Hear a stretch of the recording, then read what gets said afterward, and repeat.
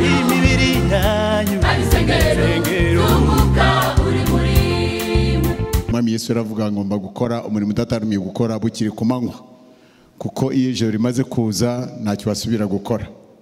Imibiri yacu kifite intege, kifite imbaraga, nta kindi twakora kugira ngo Mwami ayikoreshe iby'umumaro, tugire icyo tumarira abigiye cyacu. Yesu nashimwe cyane. Accident nakaga kaba ku buzima bwawe, nabara accident kuko imodoka yakugonze. Accident ikomeye mu buzima no kubaho utazi impamvu yo kubaho kwawe.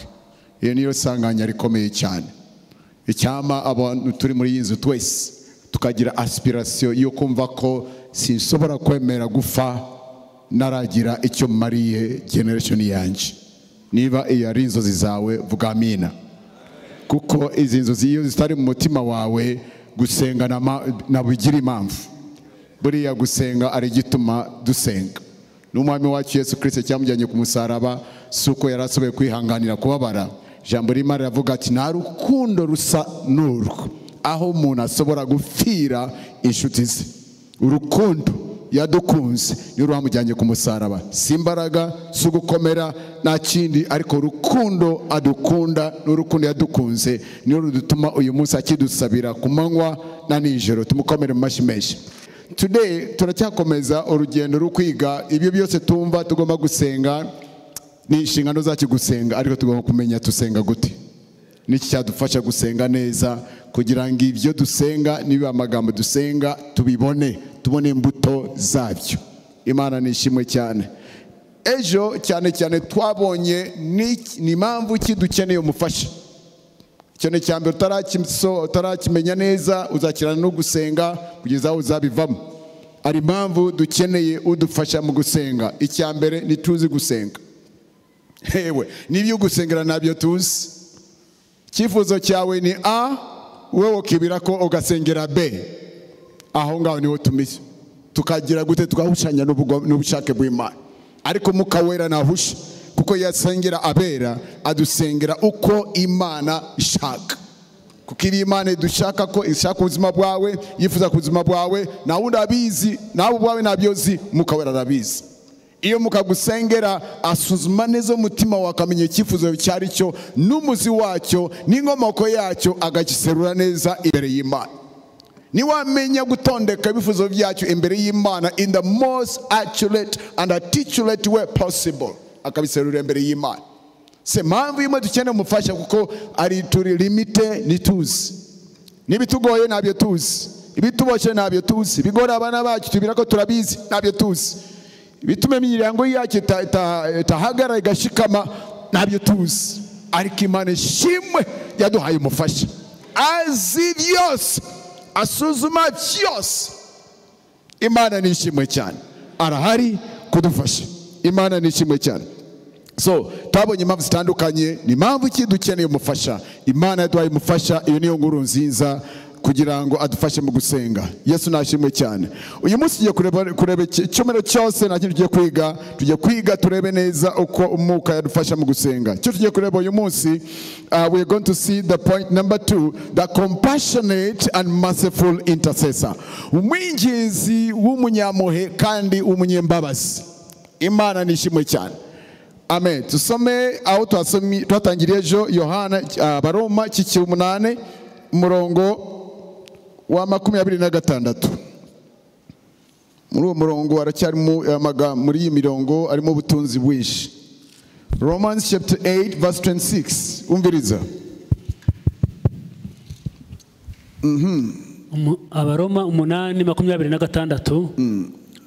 Uko niko n'umwuka dufasha mu ntege nke zacu, kuko tutazi uko dukwiriye gusenga, ariko umwuka ubwe niwe udusabira aniha iminiho itavugwa. Amen. Amen. Mwami mu izina rya Yesu Kristo, reka ubwiza bwawe buzure aha hantu, ibyo ushaka reka bikorwe. Mukawera, uyu mubiri ni inzu yawe n'amaboko yawe n'ingingo zawe, uzikoreshe uko ushaka mu izina rya Yesu Kristo. Amen. Yesu nashimwe cyane. Jambo rimwe riravuga mu gihe umukawera icyambere abanza akamenya neza icyasengero cyari cyo, kamenya neza icyifuzo cyawe. icyifuzo cy'abana bawe, icyifuzo ku muryango wawe, icyifuzo cy'itorero, icyifuzo ku gihugu cyacu, akabimenya neza. Ikindi cya kabiri, amaze kumenya neza, afite information nyayo eri accurate, aseruka imbere y'Imana kudusabira. Ariko adusengera gute? Nabasenga gusa akoresha amajambo y'imyoza cyangwa amagambo ateye ubwoba akomeye. Hari abantu bamwe iyo basenga ukumva amagambo ari technique akomeye amagambo mu cyongereza bayita diabolic words, diabolic, amagambo ateye ubwoba n'amaterminology akomeye. Ijambo ry'Imana rivuga iyo Umwuka Wera adusabira, asabira abera, asabira ubuzima bwawe, asabira ubugingo bwanyu, asabira itorero, abababaye, abafite agahinda, ijambo ry'Imana rivuga adusengera gute? Adusengera n'iminiho. Adusengera n'iki?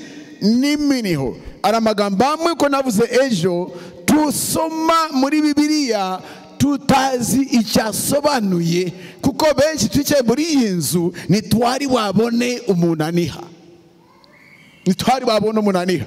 So turamenya muri Bibiliya cyangwa mu bitabo dusoma agasigara, ariko tigeze ubona umuntu aniha icyo bisobanura.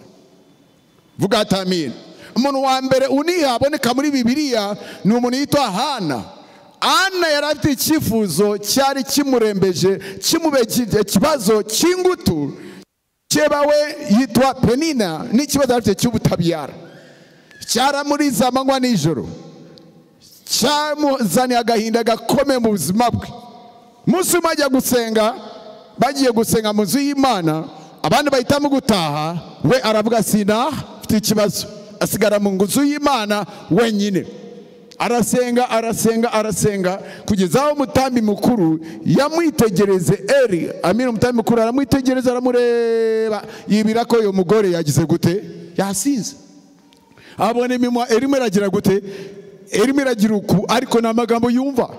Amenya ko atuyunguyu yanyweye nyinshi, ku buryo n'abandi batashe mu rugo ntiyamenye ko batashe. Yasigaye mu itorero yibira yuko ari mu rugo iwabo, cyangwa yabuze n'imbaraga zimutahana.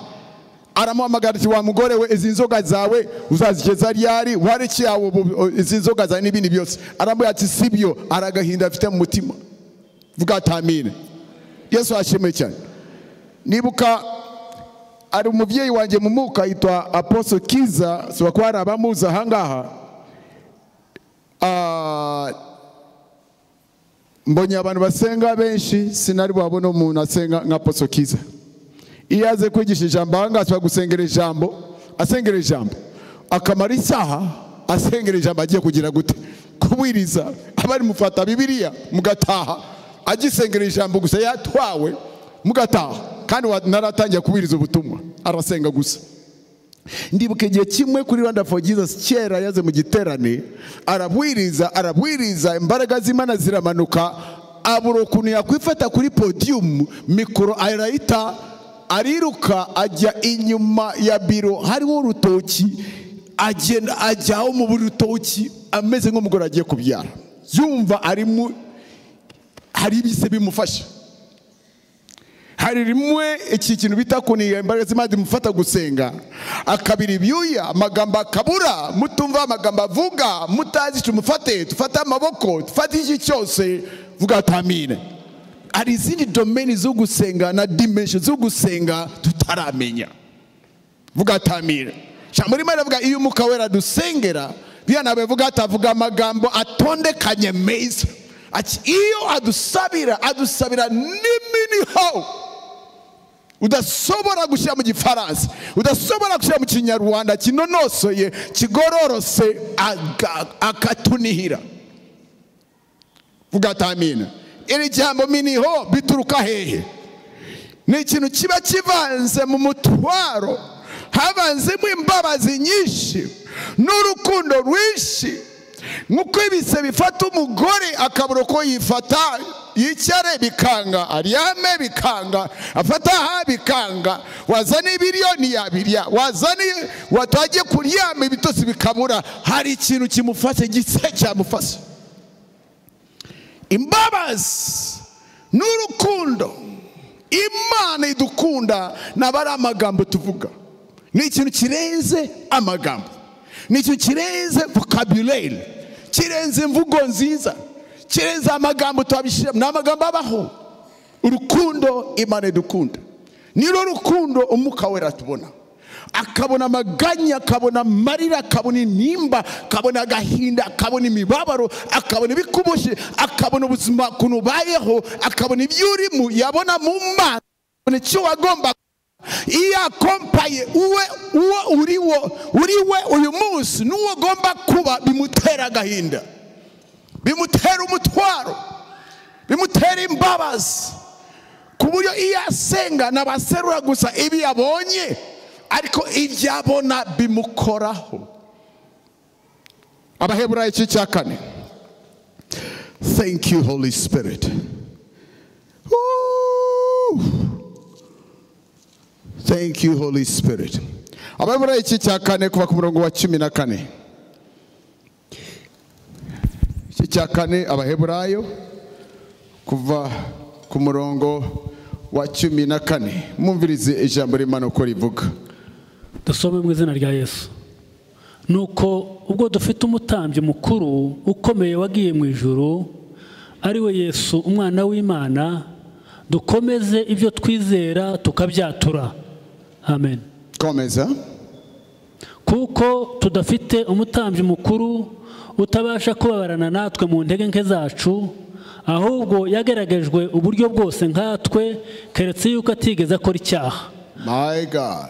Na umutambi mukuru ni umuntu atoranywa n'Imana, akaba atoranyije mu bantu kugira ngo aserukire abantu imbere y'Imana, abaserukire ibibazo byabo, abavugire. Ni impamvu ijambo ry'Imana rivuga Yesu ni umwavoka wacu. Dufite umwavoka imbere y'Imana, niwe atuvugira, niwe atuburanira, niwe adukorera byose imbere ya Data. Iyo Imana Data ibonye Kristo, Imana ishimwe cyane, twese itubonera muri we. Icyo avuze ku ruhande rwacu niryo jambo rikuru, niwe muvugizi wacu, niwe aduhagarariye imbere hagati yacu n'Imana. Ijambo ry'Imana rivuga muri Timotheo, he is a mediator between God and man. Niwe hagati y'Imana n'abantu, niwe atuvugira. Vuga atamina. Ijambo ry'Imana ravuze ati umutambi mukuru dufite Kristo waducunguye, wadupfiriye, watwiguze n'amaraso ye, aduserukire imbere y'Imana. Ntabwo dufite umutambi mukuru adakorwaho. Ijambo ry'Imana rivuga ati umutambi mukuru, birahanga. Yesu ashimwe cyane, kuko tudafite umutambi mukuru atabasha kubabarana natwe. Vuga atamina. Tufite umutambi mukuru ababarana na, subira muri ijambo, ababarana na natwe. Iyo tubabaye nawe abababaye. Ejo hari ikintu navuze ahangaha ku bene data, bene wacu, bashiki bacu, babyeyi bacu, abana bacu, ba brother bacu basobora kuba bakifite ingorane n'ibyo twaciyemo. Imana ishimwe cyane. Narababwira ati yewe Paddy, nkubuye yuko mbabarana nawe, numva imibabaro yawe mba nkubeshe. Manyize gute? Mba nkubeshe, kuko ibyo waciyemo sinabiciyemo. Uko ubabara yewe siko mbabara. Ariko ikintu nshoboye gukora ni ukumenya ko ibyo waciyemo urababaye, nagutiza ukuboko kwawe niba wakomeretse, kugira ngo uzamurireho, tugendane kugereza umunsi uzagira gute, uzakira. Ariko umutambi mukuru nabazi gusa imibabaro yacu, ababarana natwe. Amen. Ababarana natwe. Izindi sobanuro ziravuga ati umutambi mukuru akorwaho n'imibabaro yacu, akorwaho n'intege zacu. Imana ishimwe cyane. Reka mbereke ikintu ndimo ndavuga. Harimo aya magambo tuyasoma tukita twiruka tukagera imbere tutamenye neza iri jambo risobanuye iki. Tufite umutambi mukuru ashobora kubabarana hamwe natwe, kandi impamvu ashobora kutumva, impamvu ashobora kubabarana nawe muri situation yawe, muri ibibazo byawe, mu byifuzo byawe, nuko nawe yagize gute, yageragezwe, nuko nawe yabiciyemo, yabibayemo, azi icyo bisobanuye. Reka mbabwire amagambo make ahangaha. Vuga atamina. Reka numva amina. Turimo turashaka kumenya neza utwingingira nibimuhesha qualification kugira ngo atwingingire. Ese ibyo turimo arabyumva? biroroshye kubira abantu muke twikorera imitwaro yabene wacu umukozi Imana marabivuga byacu biravuga umva nakantu Paulo yavuze ati umwami wacu cyangwa Imana yacu ishimwe ariyo Imana yihumure byose. Iyi Imana iduhumuriza turi mu makuba kugira ngo natwe dusobore guhumuriza abandi mu gihe bari mu so bisobanura ko umuntu atigeze aba mu makuba nasobora kumva abandi bari mu makuba. Utigeze aca mu mibabaro ntiyamenya abari mu mibabaro nicyo bivuze. Vuga atamina. Vuga atamina. Na Yesu ikintu kimwe n'Umwuka Wera ikimuha qualification kugira ngo abe qualifié kudusengera kutwigingira kubabarana natwe nuko ibyo ducamo yarabikiyemo. Vuga atamina. Ese twabirondora twabimarase? Ati yewe njyewe ni muzi. Wavuga turi muzi, Yesu yabaye muzi. Musumama na Yosefu zinduka afata uyu mwana muhungire muri Egypta kuko Herode agiye kumwica barahunga. Hangaha imuzi ni nyinshi. Yesu ashimeke. Benshi hanga twabaye muzi. Niba icyo cyarakubabaje Yesu arabizi aranabiyumva nawe yabaye muzi. Imana ishimwe cyane. Twebwe twavukiye mu bukene ibyo nabyo bikomeretse imitima. Hari abantu bamwe ikintu bita ubukene kimwe mu kintu hari ahantu ndimo nigisha ku kintu cyitwa kumenya neza gusobanukira icyo bita imibabaro. Biba mu bintu bizana imibabaro mu buzima bw'abantu n'ubukene burimo. Umukene yumva ko nabakwiriye kwicara mu bantu. Umukene nagira ijambo. Umukene vuga ati ubukene. Umukene akifuza ikintu nakigereho. Umukene abana bakarwara akabana n'ukuntu abavuza akababona bafa neza akabahamba. Atifuza ko bafa ariko adafite uburyo yabavuza bagafa. Umukene ajya kwa muganga, ageze kwa muganga utafite amafaranga ya consultation no kuvuza umwana wawe cyenderiya nta kinavuze bazugunya hiriya nk'imbeba ibindi byose bakigizayo. Mwisi ariyo imvugo zimwe zivuga that a poor man has no justice. Ati kumukene na justice ibaho. Muranyumva shuti na justice gira gute iba kumukene nazwi agira navugira agira na rights na droit agira. So bukene nabo buzana iki? Niba uvuga ko wavutse uri umukene, Yesu yavukiye mu mase y'inka, yavukire mu muvure niwe yavukiye. Imana ishimwe cyane. So byabo bukene arabuzi, babo buhunzi arabuzi. So asobora kuza imbere iruhande rw'umukene akavuga ko ibyo urimo ndabyumva narabibayemo. So avuga ndi munzi ibyo ucamo arabizi. Yaciye mu gahinda. Somya Yesaya cya 56 biregene vuga ibyo mwami yacu Yesu yaciyemo. Reka twasome Yesaya cya 53. So iri jambo bavuga ababarana natwe bisobanuye iki? Si umurongo gusa ariko ni ibintu yaciyemo. Ibyo ngivyo niho yabonye cyo bita impamya bushobozi n'impamya bumenyi kugira ngo asobore kurusabira no kuduserukira. Kuko ibyo yavuga imbere ya data yarabizi. Imana nishimwe cyane. Yesaya 53 kuva ku murongo wa mbere ugeze ku murongo wa 5. Ninde wizeye ibyo twumvise? Kandi ukuboko k'Uwiteka kwahishuriwe nde? Kuko yakuriye imbere ye nk'ikigejigeji cy'igishyitsi cyumburiye mu butaka bwumye. Ntiyari afite ishusho nziza cyangwa igikundiro, kandi ubwo twamubonaga banzorekera aho gatugende buhoro. Hari n'abantu bamwe bagenda mu ndorerwamo ukireba ukavuga ati Imana rwose kuwandemye nukuhese. Hari abandi basa neza basobanuka kuki wandemye ngiye ndebo kunguko aho nkiye hose abahungu bose barambenze nawe ushaka kujya na numa zo kumbirisha iyo bambonye avuga ati wabaye iki se? Biravuza naburanga bizagira gute? Musubize nshuti.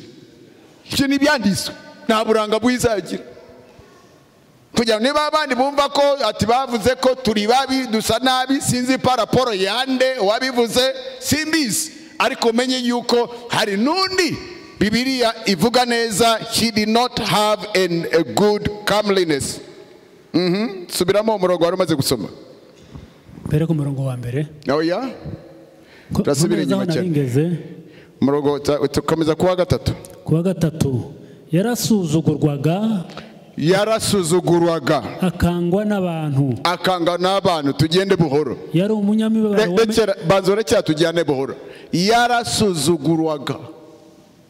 Vuga agasuzuguro. Hari abakristo bamusanga basenga bararaka aturambiwe n'agasuzuguro k'abadayimoni. Yarasuzuguraga kandi yasuzuguwe n'abadayimoni, yarasuzugura n'abantu. Uwo ni umwami wacu. Hari abantu benshi bafite ikibazo muri sosiyete, hari n'abicyaha ngaha. Ikibazo kimwe ufite mu buzima bwawe ni ikibazo cyo gusuzugurwa. Mu muryango bakagusuzugura, ku kazi bakagusuzugura, mu ishuri bakagusuzugura, mu muhanda bakasuzugura, ukabura aho wakwicara naho wakwira kuko urasuzugwa. Baragusuzuguye. Hari undi wasuzuguwe ahangaha, kandi wasuzuguwe ahangaha niwe yaremye ijuru n'isi. Yarashuzuguwe. Vuga atamine. Aha, yarasuzuguwe agira gute? Akangwa n'abantu. Hari abantu bakunze no kuvuga tubirukane ko dayimoni y'icyangiro n'umuvumo w'icyangiro. Kumva ko nuzi impamvu abantu bakwanga. Wakoze ibiza bishoboka byose ariko baguhemba kukwanga. Ukibaza ese nakoze iki? Ese nkora iki? Nifate gute? Ese nambare gute? Nicare gute? Navuga gute? Nabigenza gute? Ese niyirize? Fata karate juru. Ahantu hose baranyanga. Ahandi bagwaye n'ijambo rito baranyanga. Hose barakwanga, ku kazi barakwanga, muri kate barakwanga. Vuga atamina. Niba wicaye uyu mugoroba muri iyi nzu uzi ko bakwanga, hari umutambi mukuru agusabira kandi azi icyo bita kwangwa, icyo bivuga. Yaranzwe n'abantu.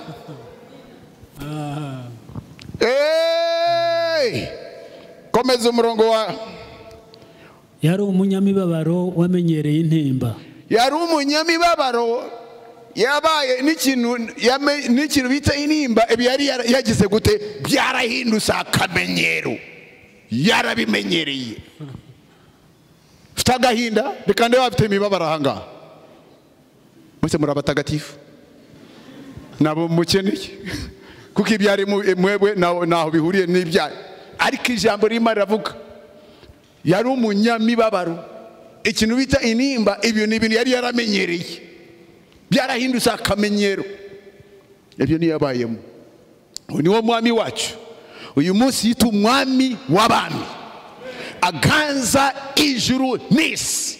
Ibintu byose ibiriho, ibyabayeho, ibivuga, ibitavuga, byose biri munsi y'ikirenge cye. Uwo ni wadusabira. Icyo bita imibabaro arakizi. Icyo bita intimba arakizi. Byari ibintu yari yaramenyereye. Yaciye mu mibabaro. Abababaye uyu mugoroba ndashaka mumenye yuko mufite mwene wanyu yitwa Kristo Yesu, waciye mu rufu, waciye mu mibabaro, asobora kugusabira neza imbere ya Data. Yaciye mu mibabaro, yaciye mu nimba, ariko icyo yakoze ni kimwe gusa, nigeze acumura. Yarababajwe, ariko nigeze gira gute? Akore cyane kimwe. Komeza. Yasuzugurwaga nk'umuntu abandi bima amaso. Wari waba mu buzima abantu bakubona bakareba hirya nk'uko batagize gute? Batakubonye. Have you ever been somewhere and you are unrecognized? People don't even want to look at you. Ntushaka kukubona. Ukibaza icyo wakoze. Ese nakoze iki? Ese nabaye iki? Barandoze. Ni imivumo se. Harimo tubita na madayimoni. Si amadayimoni kuko Yesu na dayimoni imwe yarafite. Nta myuka mibi yarafite. Nta n'imivumo yayindi karande yarafite. Oya. Abantu bahisemo kumwaka. Bibaho. Hariho tubibaza byinshi nitubitindemo. Yesu niyagombye kuba afite amadayimoni n'abamuvumiye ni karande zo mu muryango kugira ngo abantu bagire gute? Bamusungurize babe badashaka no kumureba mu maso. Haruzi ahantu soma Bibiliya ubuzima yabayemo. Akagenda ku minsi mikuru bakamwirukana, akagenda yiruka nk'umuzura bafatiye mu isoko yiba. Hari imiryango tujya bakubona bakareba hiriya ngo batakubonye. Wa telefona ne bakwitabe. Reba numero gusa bayibonye. Akayirengagiza kibira kari occupé. Muranyivashutse. bakubona wigiye mu gipango ninde ari ku gipango ati naka tantine yaje hari nabo babwira genda mubwire siondi ugende mubwire siwongize gute kugira ngo atahe wajya gusura ahantu mu rugo bakubaza ku munsi wa mbere gahunda zawe nizihe uzataha riyari they don't like you nibagushaka no kuvugisha wavuga nibagusubiza ukavuga amagambo kandi ushaka ko wavuga menshi kugira ngo rebe ko bazagusubiza ukumva asubiza gusa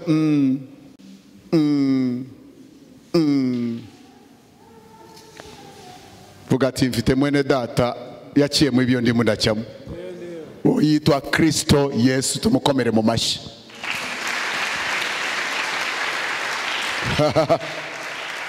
murongo wa 4 nukuri intimba zacu nizo yishyizeho so inimba arabizi iri jambo sinzi nicyo bisobanuye mu mbabari ntari karazizi nibyo dutazi arabizi nababizi suko yabisome muri dictionary ya mu dictionary West arizo bita Michael West Dictionary nizo bita Oxford kugira ngo amenye insoba nabo yagiye kuri Google kugira ngo asobanuke nimba icyo bivuze zari mu buzima bwe yarazikoreye nizo yishyizeho imibabaro yacu niyo yikoreye imibabaro yacu niyo yikoreye ariko twebweho twamutekereje nk'uwakubiswe n'Imana agacumitwa nayo agahetamishwa n'imibabaro think about that agahetamishwa n'imibabaro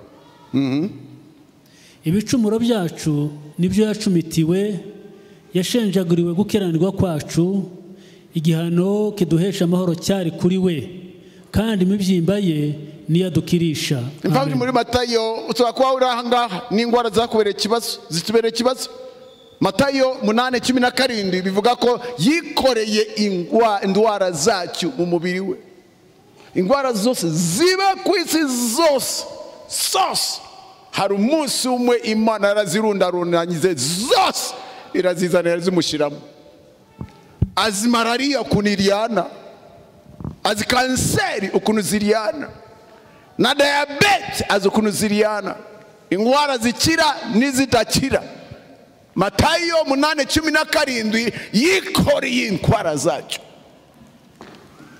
urababajwe n'ingwara zitakira zikumereye nabi abaganga bayobewe izarizo we yikoreye zose ziba mwisi abantu zibabaza abantu zose hari umunsi umwe yazikoreye arazumva mubiri we vuga tamina amena so iyo babajwe n'ingwara arabizi wose barakubugwa ingwara imwe gusa we yikoreye ingwara zabari mwisi plus zuboko plus arazikora mubiri icyarimo ewe n'umutwaro w'ibyaha arawuzi nta n'icyaha na kimwe yakoze jambo rimwe aravuga Abakorinto ba 2:21 utigeze kumenya icyaha Imana yamuhinduye icyaha ku bwacu Petero wa mbere 2:24 ati yikoreye ibyaha byacu ku musaraba niyakoze icyaha na kimwe nyamara yikoreye ibyaha by'abari mu isi byose icyarimwe ku musaraba haleluya na niyo mpamvu ijambo rimwe aravuga ati nabo turagera ku rugezo aho tugwana tunigana no kunesha icyaha no kuva mu cyaha kugeza ku rwego rugufa Yesu yaniganye n'icyaha kugeza ku rufu yagwanye n'icyaha kugeza ku rufu nituragera aho yageze ibiringiro byacu nuko mutambi mukuru yagwanye n'icyaha kugeza ku rufu niwe wenyine asobora kukushoboza no kukubashisha kunesha icyaha tumukomere mu mashyi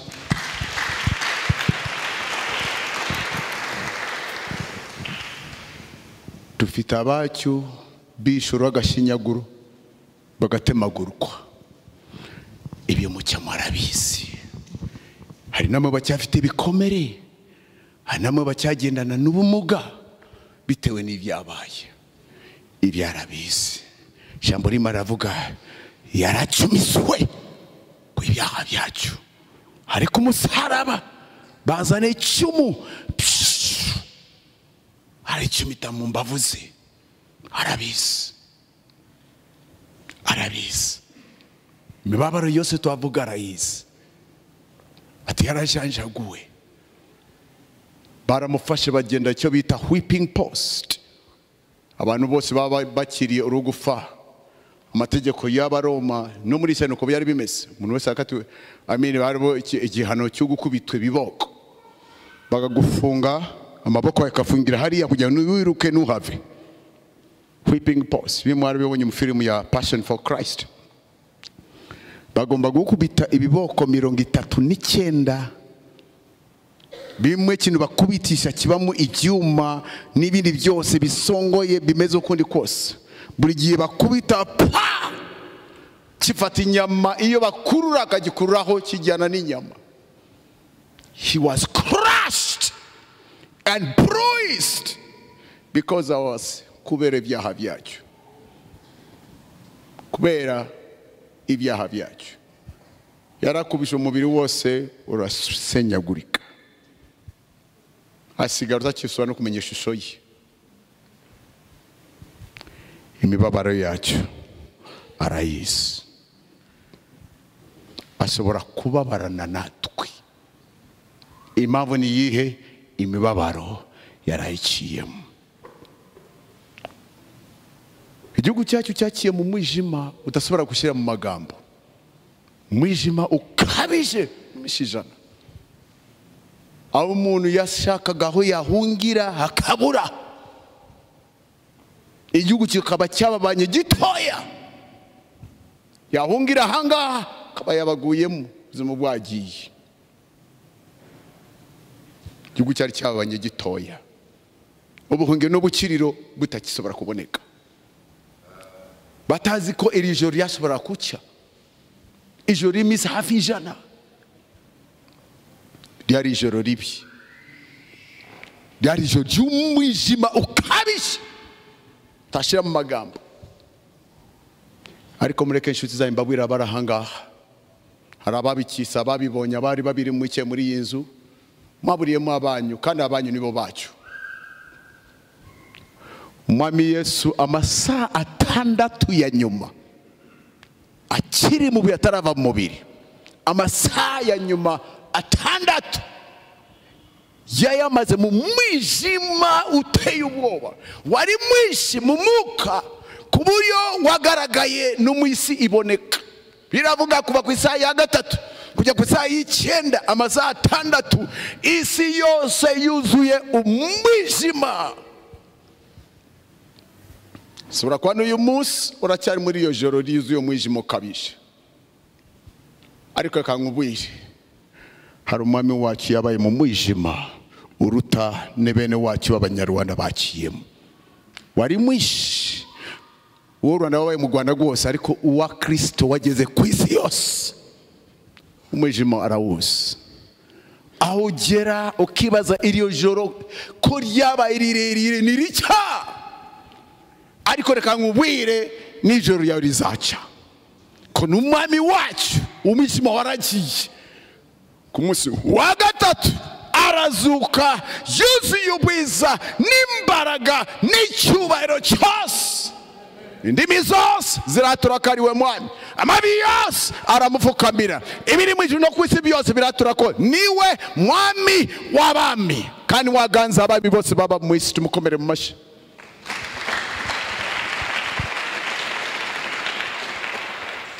Hey, ushonja arabizi. Avuye ku musaraba yari amasaha 6, ariko byari bitararangira, ajya mu kuzimu. Arakenshi tubira ko Yesu umubiri we gusa ni wari mumva, ariko umuka we wari mu genomu. Watusomera ibyakoze n'intumwa 2 kuva ku murongo wa 25. Impamvu tubereka ibingibi ni ijambo rimwe tumaze gusoma. Tufite umutambi mukuru ababarana byakozwe n'intumwa 2:25 kuko Dawidi yavuze iby'ubu ati nabonye umwami ari imbere yanjye iteka ryose kuko ari iburyo bwanjye ngo ntanyeganyezwa nicyo gituma umutima wanjye unezerwa ururimi rwanjye rukishima kandi n'umubiri wanjye uzaruhuka wiringiye ibizaba kuko utazarekera ubugingo bwanjye ikuzimu. Utazareka ubugingo bwanjye ikuzimu. Cyangwa ngo uhane uwera wawe abone kubora. Cyangwa ureke uwera wawe abore. Ibi binavuze ni bibiri. Icyambere avuze nuzareka iki? Uwera wawe ngo abore. Aha, uwera wa ubugingo bwanjye. Ubugingo aravuze Imana nizabureka hehe? Ikuzimu. Abavuze hate, bavuze mu kuzimu. Cyongeza bavuga hell. Umubiri wari mu gitaka wagomba kubora. Ariko ubugingo bwe nabo bari mu gitaka. Kuko ubugingo si umubiri. Ubugingo ni umwuka. Ubugingo bwe bwari hehe? Bwari mu kuzimu. Ariko nayo yagezeyo. Yatugereye no mu kuzimu. So kuvuga ati imibabaro yanjye numva narageze kuzimu. Yesu yagezeyo utaragerayo. Vuga ati amina. So ese niki twavuga? Ibi twavuga cyose ko kwangwa, imibabaro, inimba, agahinda, kuba impunzi byose arabizi. Nicyo gituma ijambo rimwe rivuze kandi ari we aduserukiye uyu munsi atuhagarariye imbere ya data wa twese. Ashobora kubabarana natwe. Akorwaho. Iyo ushonje akorwaho. Iyo urwaye akorwaho. Iyo babaye akorwaho. Iyo utagahinda akorwaho. Iyo wanswe akorwaho. Iyo urwaye akorwaho. Baba ubukene akorwaho. Abana bakaburara akorwaho. Babuze akazi akorwaho. Ugatabwa akorwaho. Vuga ati amina. Yaba imibabaro y'umutima, yaba imibabaro yo ku mubiri, yaba imibabaro yariyo yose akorwaho. Kuko ibyo ducyamo byose yagize gute? Yageragezwe muri bingahe byose. Gusa niyakoze icyaha. Ako kuba udakora icyaha niko kamuha qualification kugira ngo twe babageragezwa tugacyumura agende adusabire adufashe. Murongo wa nyuma nshaka dusoma somere mu Baheburayo 7:25. Hebrews 7:25. Abaheburayo 7. Baheburayo 7:25. Na mubanze mukurikire handi tumaze gusoma. Ahambe tumaze gusoma iki kintu mu Cyongereza bakita he is able to identify with us in our troubles. Ashobora kwi-identify nawe. Wavuga ndashonje aravuga ndabizi narabikiyemo. Wavuga naranze baranyanga aravuga vayo inshuti yanjye narabikiyemo. Wavuga ingwara vayo nikore ingwara z'isi zose wafite izibiri gusa vayo ndabyumva. Vuga ati amina. Rejection ndabizi naranze naba yagiye mu biwe nibagira gute nibamwakira byose ndabizi vayo twegerane. Vuga ati amina. Akorwaho abaranatwe. Ariko nibigarukira mu kubabara natwe ari kindi akora nk'umutambi mukuru. Niki dusomere? 7:25 haravuga ngo icyo gituma abasha gukiza rwose abegerezwa Imana nawe. Abasha nicyo gituma ari gituma. Vuga ari gituma. Yabiri tubonye ko ibyo ducyamo imibabaro yacu yose yarayikiyemo. Nicyo gituma abasha kudukiza, abasha kutubohora, abasha vuga ati amina gucemura ibibazo byacu byose kose. Kuko ahoraho iteka. Kuko ahoraho iteka ngo adusabire. Ngo adusabire. Vuga ati amina. Icyambere tubonye umwami wacu Yesu Kristo nk'uduserukira, nk'utuvugira, nk'umutambi mukuru yagiye mbere ya data kubera twebwe icyambere ibyo ducamo byose yabiciyemo. Ibyo ducamo byose aratumva, ibitubabaza byose arabyumva, agahinda kacu kose arabizi, intimba zacu byose arazizi, France zacu zose arazizi, imibabaro yacu yose arayizi, kwangwa, gutabwa, kurekwa, kwigizwa hirya byose arabizi. Biravuga nicyo gituma abasha gukiza rwose abantu bose baza kuri data bazanywe nawe. Ni mpamvu ki? Kuko ahora dusabira iteka ryose, ahora dusabira iteka ryose. Vuga amina. Amen. Tufate ibyanditsi byose tubishyire hamwe. Umwuka wera iyo adusabira nabasaba araniha. Umwami Yesu nawe yagiye mbere ya data nk'umuserukizi aduserukira. Jambo rimwe ziravuga he ever lived to make intercession. Ahora adusabira. Abikura he? Abikura mu kubabara ababarana natwe, mu kumva imibabaro yacu, mu kumva agahinda kacu. Ako nibyo bituma umwuka wera, kuko Imana data, Mwuka na Yesu ntusubira kubitandukanya n'umwe. Imana yakunze abari mu isi, nicyo cyatumye itanga umwana umwe w'ikinege kugira ngo umwizera wese ntazapfe rubi ariko abone ubugingo butagira gute, ubugingo budashira. Yesu aza ku isi aravuga nta rundi rukundo ruruta urumberesi, aho umuntu afira inshuti ze. Icyo nicyo nabakore. Usomye Abaroma 16 I think umurongo wa 30 Bibiliya iravuga urukundo rumuka wera. Imana nishimwe cyane. Vuga amina. Se ibintu byose bitatu biteranyije hamwe, vuga amina, niho tubona umwuka wera uko adusengera.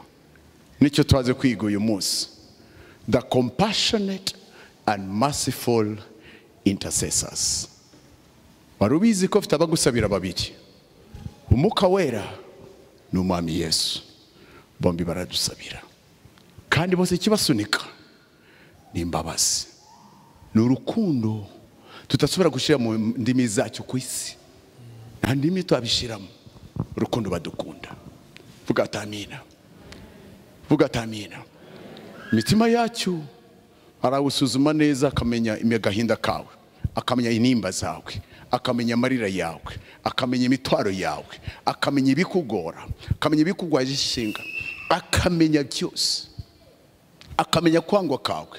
Ibyo nibyo twavugaga. Harimo dusenga tugasenga nabi. Abantu benshi mu buzima bwabo ibyo tubona hanze siyo bibazo byabo, izo ni imbuto, ni ingaruka z'ibibazo nyabibazo.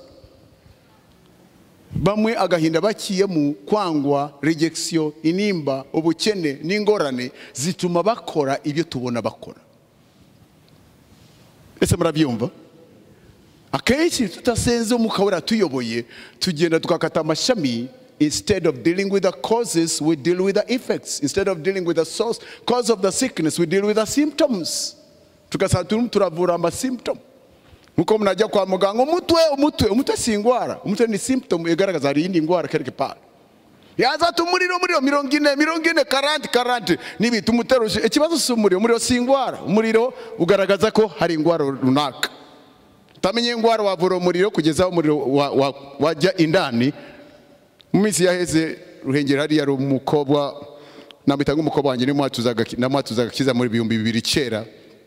Yarubase Ruhengeri mwana waragwara afite amezi 8 byo kwa muganga, imiriro bakamuha ibinini, imiriro bakamuha ibigerageza kubuza umuriro kugira gute kuzamuka kugeza yafuye. You understand? You know bimeze nk'abantu ndumubatsi muri engineering ari ikintu bakubatuiga. You can never fight water because always water will find its own level. Dusobora kugwanya amazi kuko igihe cyose amazi azishakira iki inzira. Icyo gomba gukora amazi yakorera inzira yayo. So n'umuriro uri mu muntu ushakisha ikitero umuriro kivura takivuye guhoro suniko umuriro kawukingizo gushira hasi umuntu arafa. Nyuma y'iminsi ngingahe n'iyindi yose umwana aragira gute umwana arafa. Sometimes we deal with the symptoms instead of dealing with the source and the cause. Ariko uyu munsi ari inkuru nziza mbafitiye tore twicyanga twese nanjye ndimo. Tufite abantu babiri badusengera bazi icyo bakora.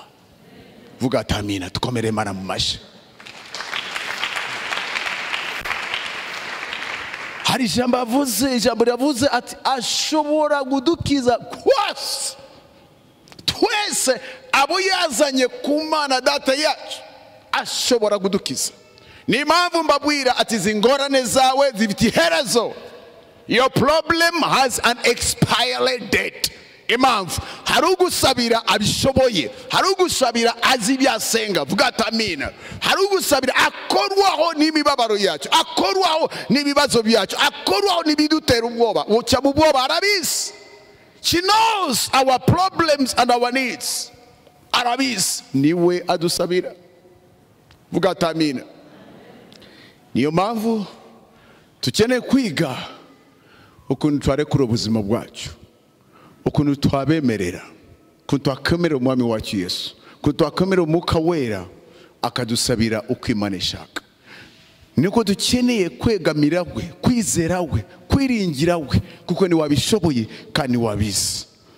Harimo tugende imbere y'Imana tukanamenye no gutondekanya ibifuzo byacu, tukabisobekanya bikagongana bikareba ahandi, ariko umwuka wera azi kubitondeka neza. He is articulate. He can present your needs the most articulate way you can ever imagine. Why? Azi ibifuzo byacu, azi intege nke zacu, azi imibabaro yacu, azi agahinda kacu, azi ibigutera kwifata ukuntu wifata, azi ibigutera kugenda ukuntu ugenda. As he knows. He knows. He knows. He knows. Sishaka kurenga ahangaha, ariko umunsi ndarutakana ikintu kimwe gusa cyitwa ugusabira. Udusabira ni umunyembabazi zirenze ibe dushobora kuvuga. Uduserukira imbere ya data uyu munsi, uguserukira wewe imbere ya data ubu. Ibyo cyambu byose arabizi. Ndababaye ati ibyo vuga ndabyumva, sobora kubabara nawe narababaye. Ndakenye uzomere nabi, nsobora kubabara nawe ubukene ndabuzi. Ndashonje birabivuga neza ati Yesu ngo yica arantu yagiye aricara yumva arashonje. Nugushonza arabizi. He knows. Mana kingwa remereye nabi, mwami Yesu akubira ati ndabizi. Ngiye nikoreye ingwara z'isi yose. Wowe ufite izawe gusa, ngiye nikoreye z'isi yose. Ndashaka kunesha iki cyaha kimbere nabi, aravuga ngiye nikoreye ibyaha bisi byose ndabikorera ku musaraba. I know. Intambara yo kugwana kunesha icyaha ndayizi. And I want to help you. Uyu munsi tugiye gusenga turangiza. Ndashaka kuvuga ati mwami Yesu, ndashaka umfashe. Kandi nta kintu gitwa ibiringiro kumva ko dusekera imbere y'Imana aratuzi neza. Hari abantu benshi bajya muri parlement nk'abadepite. Ubundi umudepite kimujyana muri parlement no kugira ngo agende aserure ibifuzo biki by'abaturage by'abanyagihugu muri parlement kugira ngo bibonere igisubizo. Ariko mu bihugu byacu ku isi hari benshi bajyayo bakamuheruka igihe bamutoraga, bazakamubona nyuma y'imyaka 5 ku yindi manda agarutse gushaka amazwi. Navukiye muri Afrika none nakuriye muranyumva shuti, akagaruka ashaka ayandi maki nyuma y'imyaka 5 ashaka ayandi mazwi. Ariko wamubaza hari icyifuzo cy'umuntu aserukira wapi? Aserura ibindazi. Aserura biki? Ibindaye. Ibibazo by'aba ntabyazi, ibifuzo by'abaturage ntabyazi. Abaserukiye ibibazo biraserukira birabone bisubizo ntabyazi. Si byaserukiye, aserukira ibiye. Ariko Imana ishimwe, hari uwatowe ari ku buryo bwa data mu ijuru, hari uwiza n'ibisubizo byose. Inkuru nziza afitiye uyu munsi nabo yiserukiye, n'abaserukiye indaye, nabo yisabira, nabo yisengera, nabo yireba, nabo yikururiraho ari imbere ya data nta kindi asabira, asabira twebwe iteka cyose. Nicyo gituma ashobora kudusarukira, kutubohora, kutukiza, kutuzamura, kutubohora kugira ngo tube uko Imana ishaka. Tumukomere mu mashyi menshi. Thank you Lord. Hey, hey, kambasabe tuhaguruka ku maguru yacu. Thank you Holy Spirit. Ubwami wawe buje, ibyo ushaka byose bibe, ngwino uhembure imitima yacu, ngwino uhembure ubuzima bwacu, ngwino ukize. Tesamwe ubwami bwawe buje, ibyo ushaka byose bibe, ngwino uhembure imitima yacu, ngwino uhembure igihugu cyacu, ngwino ukize.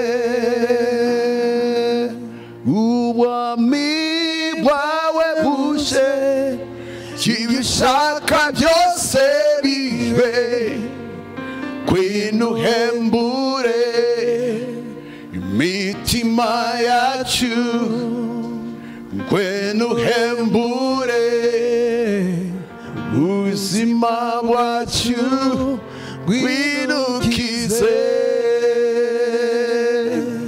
Tukambasabe tuzifatane mu maboko, cyo gusaba umwami yadusabira uyu munsi.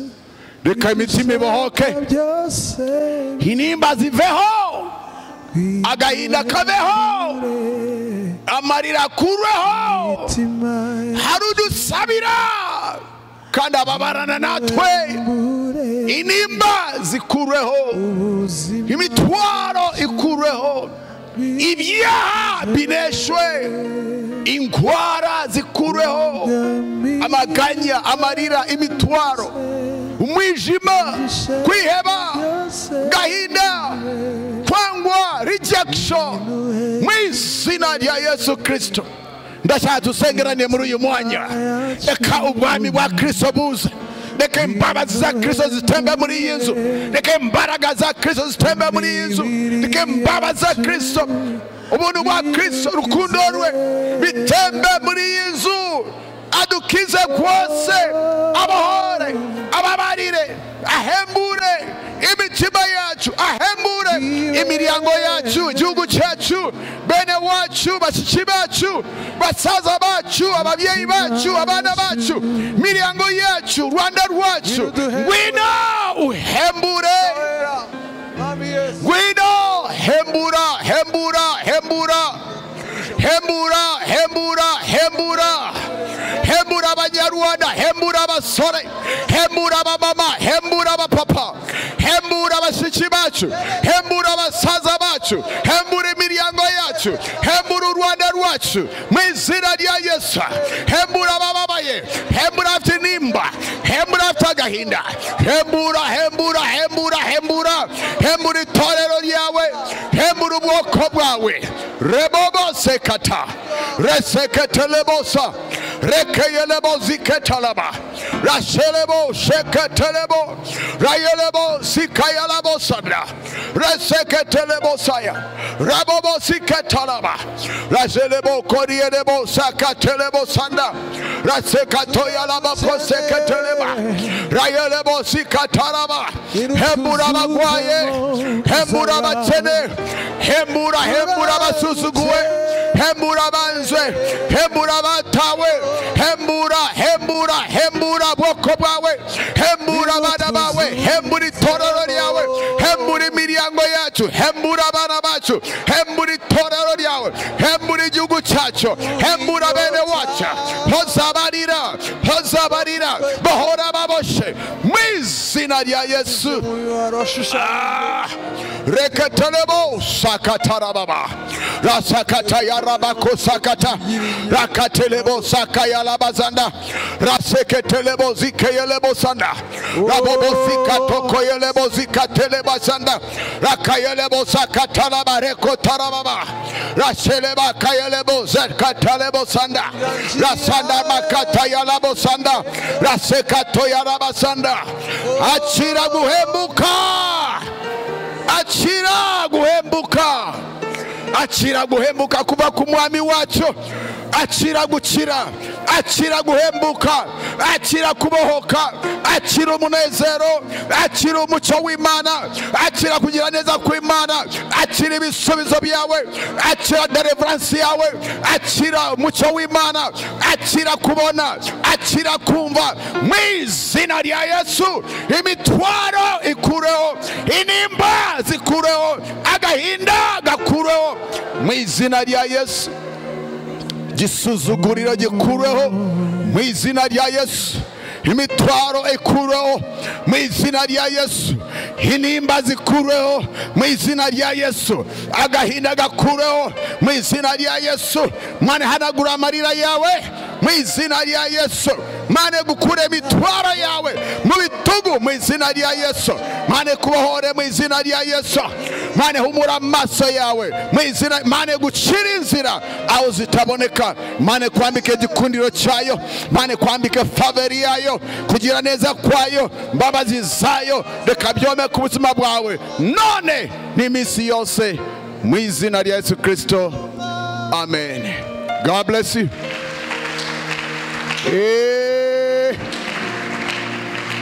My God. My God.